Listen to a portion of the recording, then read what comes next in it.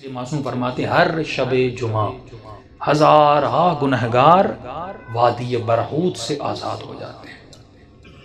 معصوم فرماتے ہیں مومن جب شب جمعہ آئے تو زیادہ سے زیادہ اپنے مرحومین کو یاد کیا کرو۔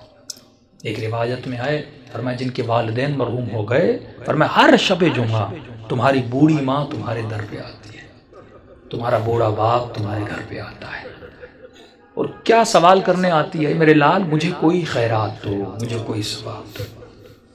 معصوم فرماتے ہیں یہ غافل انسان پوری رات سوتا رہتا ہے، یہ کھڑی رہتی ہے یہاں تک کہ صبح ہو جاتی ہے۔ ملائک کہتے ہیں اب جانے کا وقت ہے، کہتی ہے نہیں اب اٹھے گا نماز پہ، مجھے کچھ نہ کچھ تو خیرات دے گا، لیکن فرماتے سورج نکل جاتا ہے، یہ غفلت کی نیند میں سوتا رہتا ہے۔ یہ بوڑھی ماں اور مرحوم روتا ہوا جاتا ہے اور کہتی ہے کہ میرے لال اگر تو آج مجھے کچھ دیتا تو میں بھی تمہارے لیے دعا کرتی۔ فرمایا والدین وہ واحد وجود ہے پروردگار عالم نے جو بنایا ہے، مرنے کے بعد بھی ماں کی دعا بیٹے کے حق میں قبول ہوتی ہے۔ یہاں تک فرمایا اگر پریشان ہو مصیبتوں میں ہو ماں کی قبر پہ چلے جاؤ، باپ کی قبر پہ چلے جاؤ، وہاں اس کے لیے کچھ مانگو اور دعا کرو، خدا اس کے صدقے میں، کیونکہ مرنے کے بعد بھی ماں بیٹے کی تکلیف کو دیکھنا پسند نہیں کرتی۔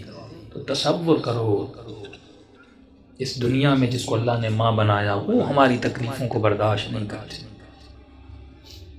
اور مولا علی فرماتے ہیں کہ میں تمہارے باپ سے بھی زیادہ تم سے محبت کرتا ہوں۔ جناب سیدہ فرماتی ہیں ہم تمہاری ماؤں سے زیادہ تم سے محبت کرتے ہیں۔ امام رضا فرماتے ہیں مومن اگر امام سمجھ کے ہم سے باتیں نہیں کر سکتا تو باپ سمجھ کے باتیں کر، باپ سمجھ کے نہیں کر سکتا، بھائی سمجھ کے باتیں کر، بھائی سمجھ کے بات نہیں کر سکتا، یہاں تک فرمایا دوست سمجھ کے باتیں کر، کبھی ہم سے ناراض نہ ہوا کر۔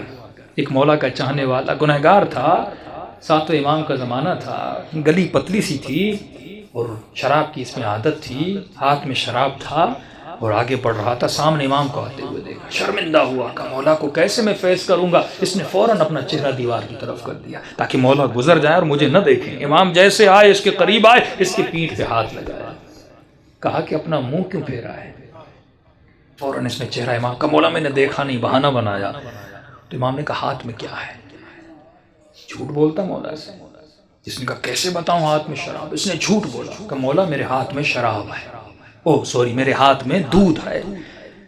تو امام نے کہا اگر دودھ ہے تو تھوڑا ہمیں بھی پلا، ہم بھی پینا چاہتے ہیں۔ اب کہتا ہے میرے ہاتھ کانپ رہے تھے، تھا تو شراب اس برتن میں، کروں تو کیا کروں؟ کہتا جیسے میں نے اس برتن سے اس شراب کو اتارا تو وہ دودھ میں بدل گیا۔ امام نے ایک جملہ کہہ کر آگے ہو کر گزر گئے، فرمایا تو میرا چاہنے والا ہے، ایسا رہو جیسا ہمیں پسند ہے۔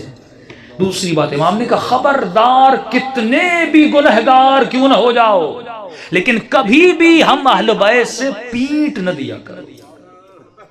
یہ شیطانی وسوسہ ہوتا ہے، میں نے گناہ کیا، میں نے خطائیں کی، میں اتنے گنہگار ہوں، میں کیسے سجدہ کروں، میں کیسے نماز پڑھوں، میں کیسے علی سے گفتگو کروں، میں کیسے امام زمانہ سے باتیں کروں۔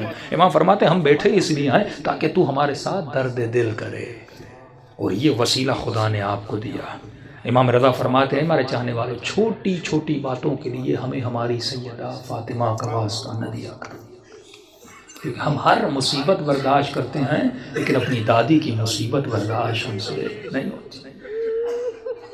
گناہوں سے بڑی کوئی خطا نہیں، بے ادبی سے بڑی کوئی خطا نہیں۔ شب جمعہ ہے، توبہ کی رات ہے، گناہوں سے توبہ کی رات ہے۔ اپنے مرحومین کے لیے بھی دعا کریں، اپنے لیے بھی دعا کریں، اور دلوں کو بارگاہ اہل بیت میں لے جائیں تاکہ خدا ان ہستیوں کے صدقے میں ہم سب کے صغیرہ کبیرہ گناہ بخش دے۔